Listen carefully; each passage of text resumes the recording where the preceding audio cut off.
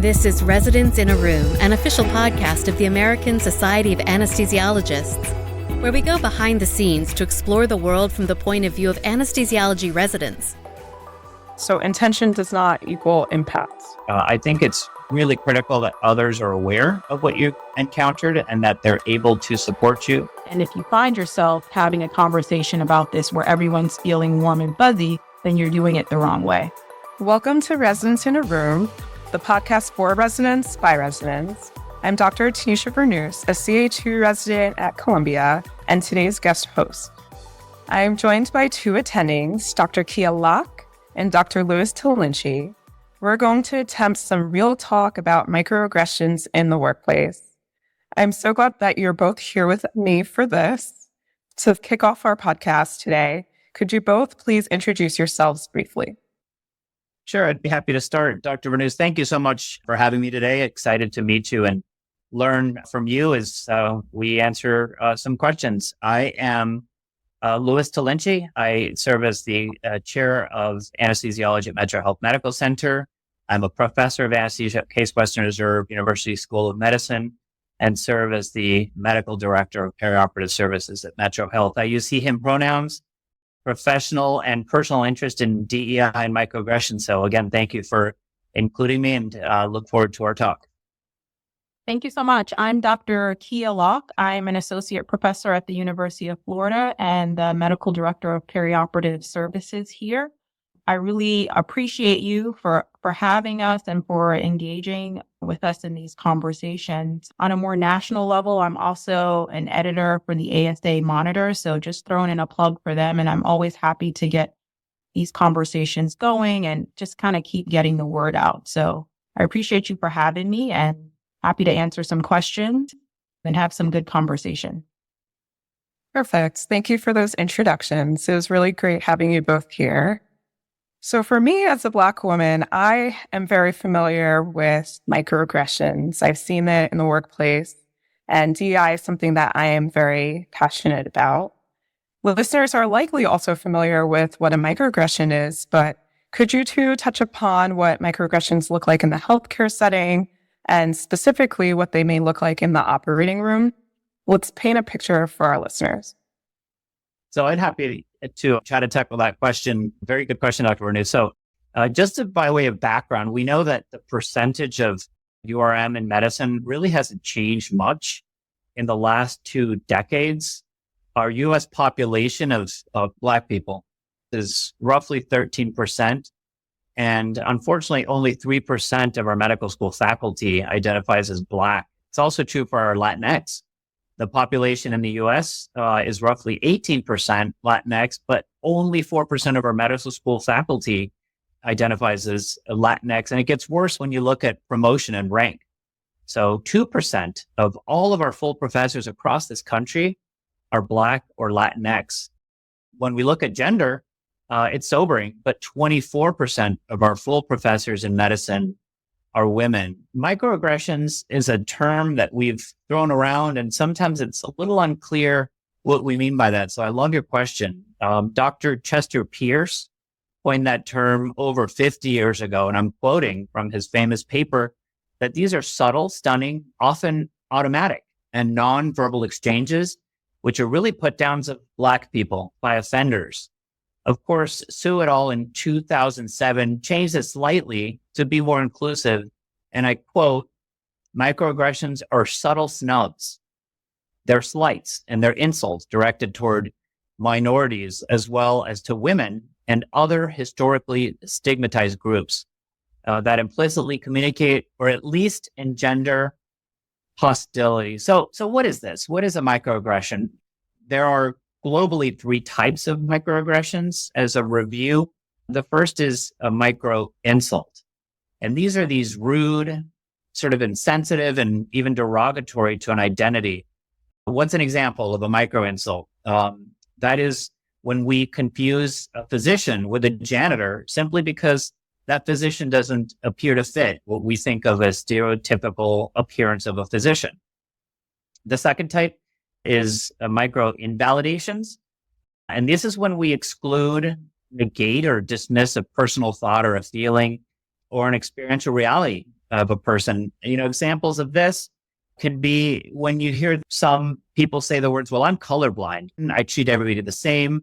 What that does is negate a minority group's experience altogether, insisting, hey, work is a meritocracy. If you work hard, you can achieve what you want. And that is a myth that ignores that race or gender has a big part in determining a person's success. The third type is micro assaults. And these are assaults that are actually intended to offend the target. An example is, hey, I'm not okay working with you because you're a woman or you belong to this particular group. Or comments like, oh, they'll let anybody become a doctor today. So these globally can add up and they can lead to what we call environmental microaggressions. And these are when any of these three types of microaggressions are perpetuated in the culture of a system. We think of walking down a hallway and looking at the pictures of the doctors in the halls. You will frequently see white male doctors that are represented. Or if, we go to a meeting or a conference and we forget to have childcare or breastfeeding rooms. An example is gendered bathrooms that can overlook and marginalize our patients and our family with gender identities that are different from ours. So micro insults and micro invalidations, they're different from micro assaults because they're usually well-intended. I'm not trying to hurt your feelings, and they're frequently unconscious. Dr. Verneus, Dr. Locke, what you and I might call a microaggression may vary, and that subjectivity creates problems. So thank you for that great question and allowing me to lead us off. Yes, thank you for that response, Dr. Tollinche. Thank you for breaking down microaggressions for our listeners and really helping to put words to some of the experiences and the feelings that many of our listeners have gone through themselves, or maybe some of our listeners have witnessed. I know for myself, I have heard of the term microaggressions, but I didn't realize that there are so many subcategories to what microaggressions are and how you can describe them. But personally, they definitely are not unfamiliar to myself. To go on to our next question, who is typically harmed by this? We talked a little bit about how we can see this in the workplace with medical students, with physicians, with pictures of prior chairs, department leaders in the workplace. But who else can be harmed by microaggressions? Thanks so much for that question, Dr. Verneus. And I echo and kind of build upon what Dr. Tollinche has said already with the percentiles. Just thinking about our specialty, I want our listeners to keep in mind that for the specialty of anesthesia, less than 4% of underrepresented minorities are represented in our specialty specifically. And as we previously mentioned, while this is a new sort of within the last decade or a little bit more, I guess, topic that we're now talking about in a data-driven way, I'm sure many of our listeners can appreciate that this topic is by no way new, right? And it's something that as healthcare professionals and as patients who are not white, quite frankly, or not identifying as heterosexual or women, it's something that, we've had to deal with for decades. And so when we talk about who's being harmed by these type of microaggressions, I always like to talk about it as it pertains to a story. And so I'm sure you likely and our listeners have many stories of instances where this has caused some sort of harm, but looking at it as far as, healthcare workers. So we talk about physicians or nurses or our anesthesia techs or anyone who kind of works in the spaces that we're commenting on today can be harmed by this. And for me, I took my current job probably about 7 or 8 years ago. I first got to my department into this institution. And when I arrived, I was a singular Black woman in a department of anesthesiology that has about 27 faculty. And as Dr. Tollinche alluded to, one night I was on call here, 2:00 in the morning, getting ready to do an emergency case. And the nighttime nurse manager approaches me as I'm walking down the hallway and says, have you picked the case for surgeon so-and-so? We need to make sure that everything is ready. And I said, I'm sorry, what do you mean? And he's like, well, have you opened the room? And, what's going on? And I said, well, I'm Dr. Locke, so I'm going to be the anesthesiologist. And he kind of, he didn't even respond, quite frankly, because his face kind of was looking at me as if to say, I do not recognize what you're saying, right? You're telling me that you're Dr. Locke. And I pulled my badge from my chest and showed him, but he was stunned. And there really isn't another word for it but stunned. And so for me, in that moment, you could call that harm, would presume to say. I mean, I felt angry more than anything, and I certainly let him know that I was angry. But that's just one instance. I mean, personally, I've been asked while I'm changing in the scrub room, have you emptied all the scrubs yet? And I'm like, I'm not with the cleaning crew. I'm sorry. And so the harm comes when we talk about healthcare workers, and that those kind of daily assaults really causes folks to have that feeling of being otherized in the spaces that we have to frequent. And outside of healthcare workers, when you talk about patients and microaggressions, a lot of the times Black Americans or underrepresented minorities in general already walk into healthcare situations with a deep distrust of healthcare organizations. And microaggressions really fuel that, leading to patients, speaking up and advocating for themselves less frequently, leading to them not seeking prompt care. And quite frankly, they end up distrusting the diagnosis. So once you have those microaggressions, you kind of layer on top of a historical distrust that's already built in that can be very harmful to patients as well. So I hope that answered that question for you and for our listeners. Yes, that did answer the question. It reminds me of many of the experiences that I've had. And it actually reminds me of a concept that I've read about a lot over the years and that you too may be familiar with, the concept of weathering. I'm very familiar with weathering, and I'm actually looking to write an article on that. And just for our listeners, weathering pertains to constant micro assaults and constant stress to underrepresented or marginalized groups. And that kind of constant social assaults on folks have led to documented explanations of chronic illness. So actual measurable things that we can look at in areas where otherwise we could not account for the reasons that illnesses are so high in some minority populations. And so I appreciate you for bringing that up. Weathering is a great concept, and it's something that people may not be as familiar with, but I'm happy to talk about it more. Yes, I feel like with microaggressions, the name says micro, but as Dr. Tollinche mentioned, they are not small. The effects accumulate over time, as you've also said, Dr. Locke. And oftentimes people don't realize how much of an impact that can have on the people who they are aggressing. If we take away that micro term, to them it may seem small, they may not notice, but like that invalidation, that aggression, the assault, the insult really does play a role on our lives as physicians, on our patients' lives. And as you mentioned, there are many health impacts that can be seen with research and kind of moving forward over the years. To segue into our next question, what are the consequences of microaggressions for us as healthcare professionals? And what happens when we are otherized by our colleagues and our patients?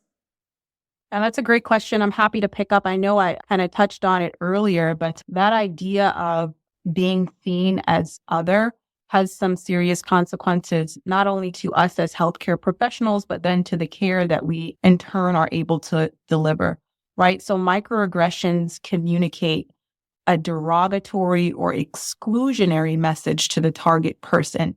It's a way to communicate you don't belong.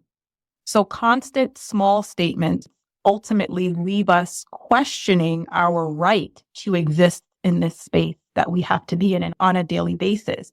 And I also want to point out that it's important to understand that the intent of whatever said microaggression is not as important as the action.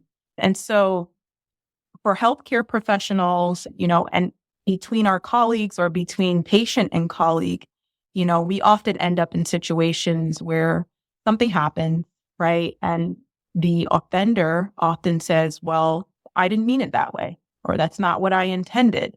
And that's what we end up focusing on. And in doing so, we simply empower the offender and you sort of kind of disempower the already disenfranchised party because you're focusing on the intent rather than how that action actually affected your colleague or yourself. And so I think the consequences of doing that and having people sort of feel like, you don't belong translates into the care that they give, translates into how comfortable they are interacting with patients. And when people sort of are in that space where they're feeling guarded, either between their colleagues or between patients, it's going to affect subconsciously the way that they interact and the way that they deliver care. And so it's something to be aware of. It's a problem that still requires a lot of work, but I think conversations like this only kind of help us get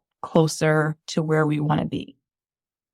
During my college years, we would talk a lot about how intention does not equal impact. And I think that is a very powerful saying. And I'm just going to say it again and give a second so that it can sit in with our listeners. So intention does not equal impact. And I think that's really important because oftentimes in these situations, we want to give grace and we want to assume that everyone has the best intention. And that is true in some situations, but also to not acknowledge the impact that these microaggressions or whatever situation has on the person who has been hurt by them is to really negate their experiences as well. And so for our next question, I just want to talk a little bit about what should we do when this happens? Do you have any advice for how to handle situations that you might have observed yourself or any situations that you might have been a part of or situations in which you've been hurt? Sure, Dr. Verneus, I can try to tackle that one. The first is, I think as you've endorsed, this opportunity or risk of imposter syndrome is real. And when we continue to barrage with these negative innuendos or well-intended comments, it takes a toll. We must not leave this unchecked. And what I love, and most of the literature I've read on this, is a beautifully written review by David Whitcower in Academic Psychiatry. It's titled A Scoping Review of Recommendations and Training to Respond to Microaggressions. So I would draw our readers to this piece for help in answering this question with some clever points. I'll try to summarize them here. But the first thing is that all too often the target, we just feel too vulnerable to respond. And what that does is it leaves that aggressor unchecked. And what I can promise you is that that individual unknowingly will do it again. And what we're unfortunately colluding and complicitly adding to is that we're ensuring other victims will be there. So the first thing that's recommended is to ensure that you have a supportive culture, to work with your healthcare systems, check in with your supervisor, your chairs, your program directors, and say, are we providing training and education? And do we have a mechanism to report these microaggressions? The second is to address the microaggression head on. Make the invisible visible and bring it to awareness and actually confront the microaggressor and express disagreement. Say, I just heard you say something and I want to talk about it because I'm not sure that I agree. Finally, educate the offender with facts and share why this might be harmful and patently false or incorrect. Then we have to support the targets of microaggression. By all means, do not internalize. This is a problem, as we've seen, and Dr. Locke has comprehensively pointed out, can have both health and emotional consequences, and it's incumbent on us not to internalize.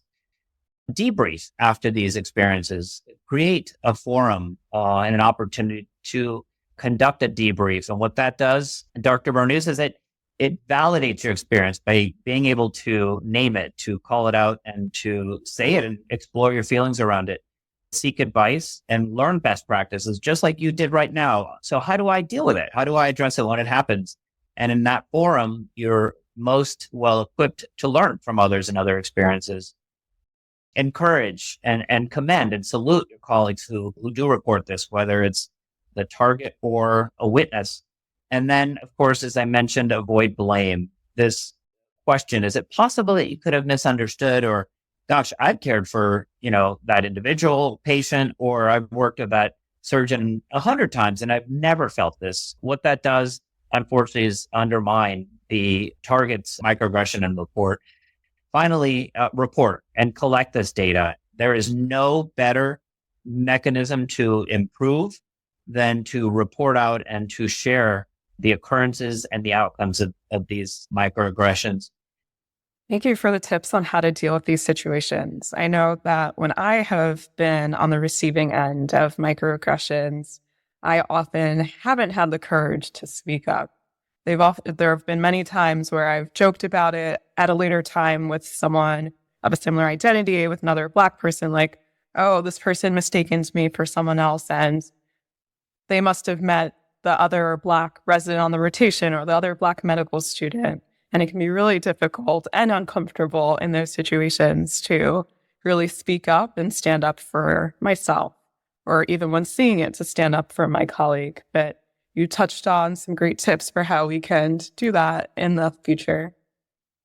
I want to talk a little bit about what happens when the perpetrators are a patient. So we often think about the other staff within the hospital, our coworkers, leadership, but what happens when it's the patients? How do we still advocate for our patients and make them feel safe, comfortable in that perioperative setting while also standing up for ourselves?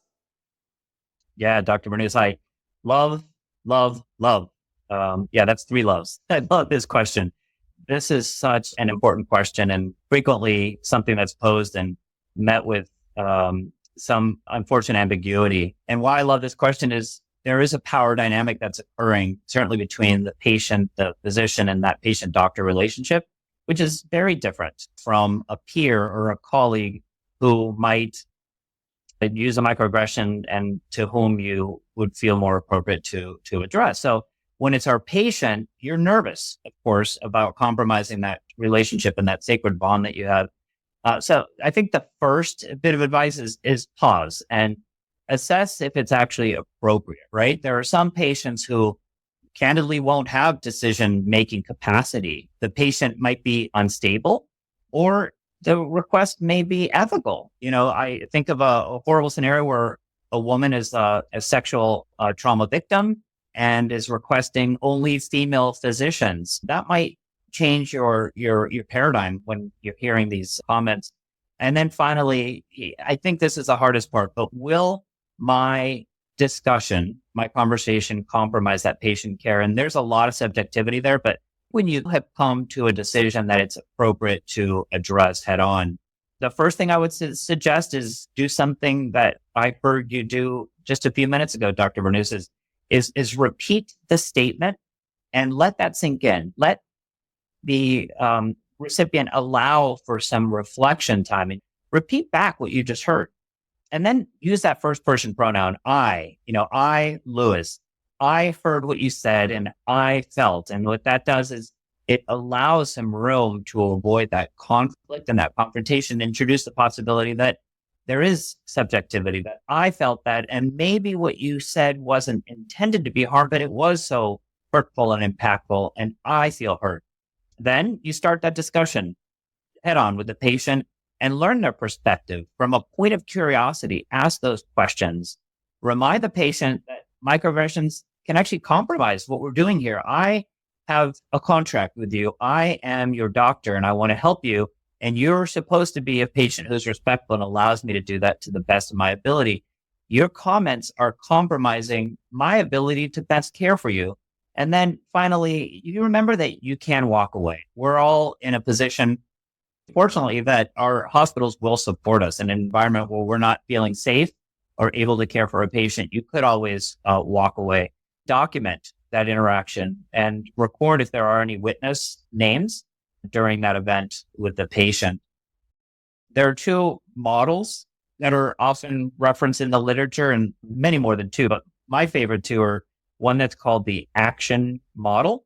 The other is an XYZ model, and I try to use these when possible. So action stands for, each letter, of course, has a representation, and the A is asked. So ask that clarifying question. C from action is to come from curiosity, not from judgment. Really be interested in how that patient arrived at that observation. T is tell what they observed. So I heard you say. I is impact. Tell the impact of the observed statement. You may not have meant this, but it was hurtful. And then O, own those thoughts and feelings. I felt so-and-so when I heard you say so-and-so.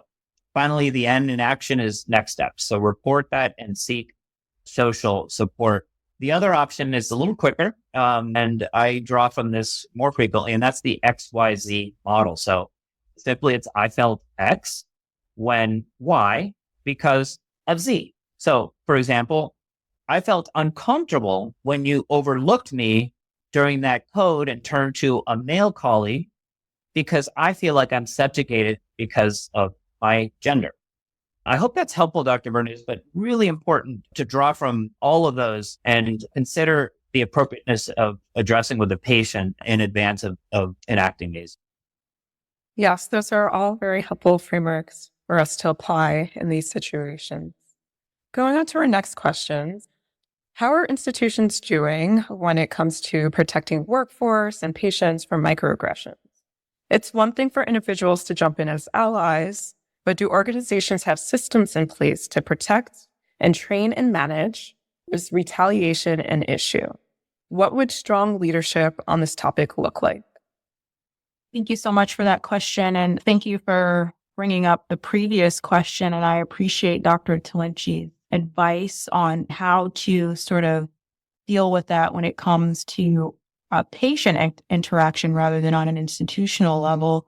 And I just want to qualify it by saying oftentimes in those situations, your emotions are high. And I've been in sticky situations with patients before. And the good thing about that is that typically, especially at the attending level, colleagues are usually available to come to your aid, right? So when things bad happen between physicians and patients, I've noticed that we do a really good job of rallying. It becomes a bit more sticky and a bit more hard to deal with when you're talking about interpersonnel, when you're talking about how institutions are, doing to make sure that microaggressions are not invalidating the people that work here every day. And so to try and answer your questions at the very least, I would say that allyship is important. I feel like allyship around this topic has almost become a buzzword. It's great to talk about, but it sometimes can lead to sort of a rather passive response, meaning it's not very actionable. Everyone wants to be an ally, but you then find that there are a few who are actually willing to leverage their social capital to ensure that these things do not happen.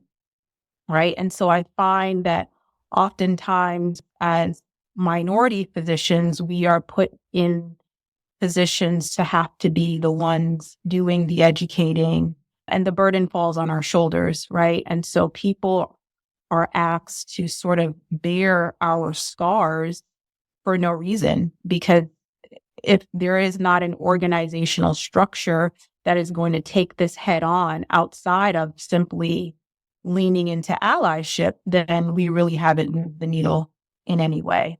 And so for me, every time, I talk about this subject, it's important for others to realize on an organizational level, like looking at microaggressions in the workforce and how we're going to address them.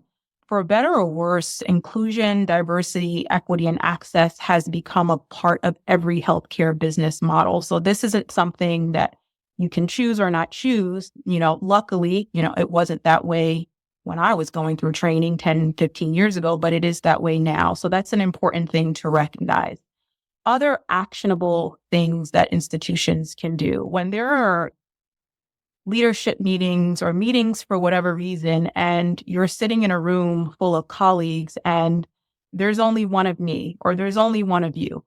Call on people in meetings. Allow your room to give voice to people that may not feel 100% included in the conversation, because 9 out of 10 times, or rather 10 out of 10 times, they have something valuable to offer, but may not feel comfortable doing so.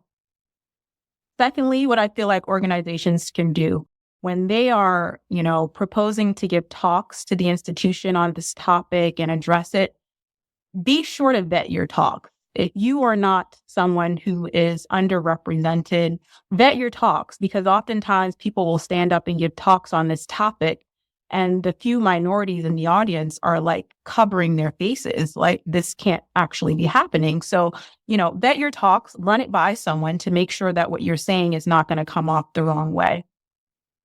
Diversify your ranks. And I think this is really important. It's great for us to talk about allyship. It's great for us to talk about microaggressions. But if our ranks are not diversified and we are not holding our leaders accountable for doing so, we're not addressing microaggressions in the workplace. We will never be able to, because we will continue in a system where, there's still that one person, there's still that two people, and we're not supporting them in a way that these things don't allow to continue happen by making sure that's no longer the case. And next, I would say, do what we're doing now, which engage in the conversation on an organizational level. You have to be willing to embrace uncomfortable conversations, because this is an uncomfortable topic. And if you find yourself having a conversation about this where everyone's feeling warm and fuzzy, then you're doing it the wrong way. I would say that we also need to acknowledge that this is a problem, and acknowledge that while this may be a subjective category, because of that, you have to be willing to acknowledge that the reality that is yours is not the reality of everyone. And to be comfortable with understanding that while this may not seem like a quote unquote real thing to you, it is a real thing to many, many others. And then lastly, what's most important for me when we talk about training and engaging and managing this topic is, we have a lot of people who are happy to talk about this, but it's important that this topic, to me anyway, specifically, it's important that this topic not be used as a topic for self-promotion. And so I find a lot of times, people will give talks about things and it sounds good, but if you know those people personally, that's not really the walk that they walk. And so if you're going to, as an institution, put forward individuals who are going to rally and sort of be the face of whatever it is you're trying to accomplish, it has got to be someone who is willing to not just talk the talk, but walk the walk, because otherwise it becomes a particular brand of insult to find people talking about something that doesn't match their actions. And so I feel like institutions that put sort of these actionable things into play are the ones who make real headway in this space. Thank you for that answer, Dr. Locke. To start to wrap up this episode, do you have any resources you turn to? Let's leave our listeners with our go-tos so they know how to find help when they are victims of microaggressions, or simply an observer who wants to know how to stand up and advocate. So, Dr. Verneus, I want to echo some of Dr. Locke's comments from her response to the previous question around leadership, and this notion that, yes, an institution can have policies, but if the leadership isn't enforcing it and creating a culture of accountability, it won't work. So I think that's hugely important. And I want to put an exclamation point on that comment that Dr. Locke added. So resources. So I think the first is to remember that healthcare professionals, we should expect that microaggressions will occur, but we cannot accept them. And that's really important. So we know these will happen, but it's not a culture that we should tolerate. The second is train on responding to microaggressions, so that when you challenge a peer or a patient, they can say, oh gosh, well, I didn't really know that. I'd love to learn more. And here's an opportunity because we have those training sessions available to you. The next is create that reporting structure. So we don't know how well we're doing or if we've seen improvement unless we have metrics to measure that. So another shout out to ASA Monitor for Dr. Locke is that only this last publication has a great piece by the Medical College of Wisconsin showcasing what they've developed is a reporting vehicle for microaggressions. And the article to which I draw attention is worth a read. It shares how important this was and some of their successes in creating a reporting instrument for their system so that individuals can confidentially and anonymously report microaggressions with the hope of improving on those. I cited one publication earlier, the Academic Psychiatry Journal. There's also a great paper in JAMA in 2019 titled Recognizing and Responding to Microaggressions that I would certainly offer to our listeners. And then finally, when we say training that can have many, many phenotypes, and just to touch on what training really could be is one, to ensure that we are able as best we can to define what microaggressions are. Incorporate role playing. So Dr. Verneus, you challenged us with great questions. And so, yes, we know they're going to happen. How do you deal with it? How do you address these and have these very difficult conversations? Well, role playing is a really great opportunity and forum for exploring these emotions and practicing what you might say in those situations. I touched on debriefing previously, but the literature is starting to offer a great signal that debriefing can improve in this setting. Report this to your institution and your supervisor. And as I said before, document these interactions and report them through a reporting system that perhaps you can help develop. Yes, thank you very much. I really appreciated this talk. And Dr. Tollinche, thank you for pointing out that article by Medical College of Wisconsin. I'll just throw out that I gave a talk to their department probably 3 years ago. And at that time, we talked about microaggressions and structural racism. And I kind of left a lot of people with their mouths hanging open, quite frankly, and intended so. And a few of their colleagues who happened to be minorities, it was almost as if those folks felt seen for the first time. And for their colleagues that were not, they commented like, my God, I forgot, or I didn't even realize that, one of my colleagues is Black. Like, I didn't think that this was a big deal, or I didn't feel like we had a big problem.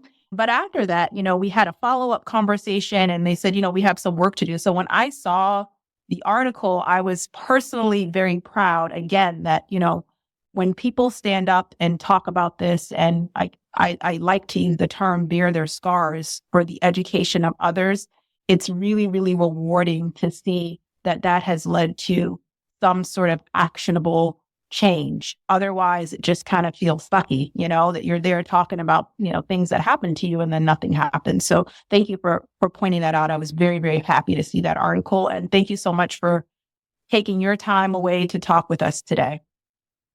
Well, it was my sincere privilege. You certainly delivered. And as I mentioned in our introductory remarks, I expected that I would learn from both your testimonial and experience, and you delivered. I have learned a great deal, and I appreciate being invited to share my experiences.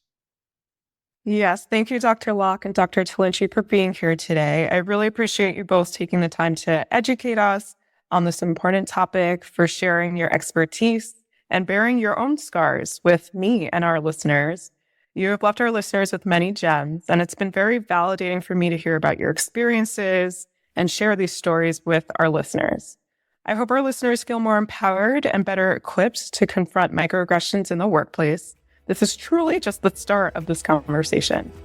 To our listeners, thank you for joining us. Please come back soon for more episodes of Residents in a Room, the podcast for residents by residents. Map out your own path for success and build your clinical knowledge with ASA resources just for residents.